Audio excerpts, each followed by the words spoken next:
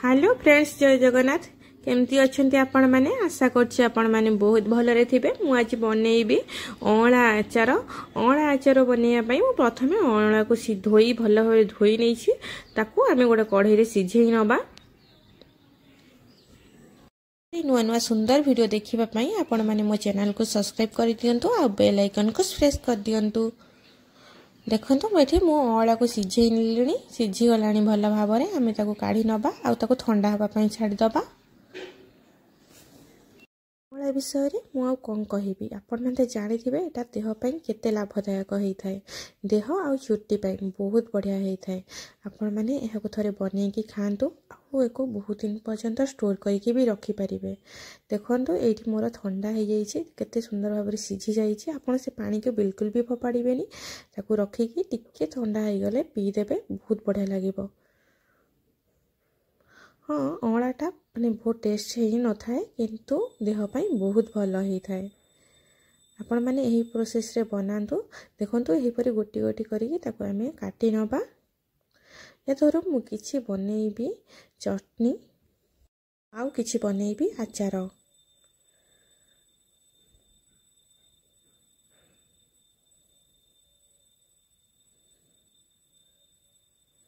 देखो यहीपरि गोटे गोटे आम काटी नबा भल भाव में।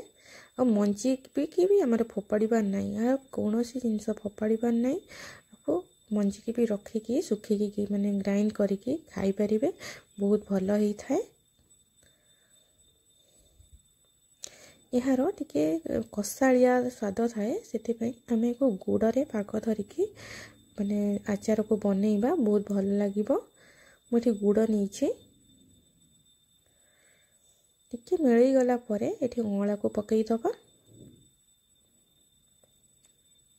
आ एठी देइछि लूण, एठी देइछि जुआणी रो गुंड, आ एठी जीरा गुंड। ताको हमें भल भाव में गोलई नबा। किछि बेसी मसला पकईबार नाई, बस अल्प मसला पकांतु। एठी मु पकईछि लंका गुंड, ताको हमें भल भाव में गोलई नबा। आ गुड़र पानी मरला पर्यंत हमें ताको टिके फुटई नबा।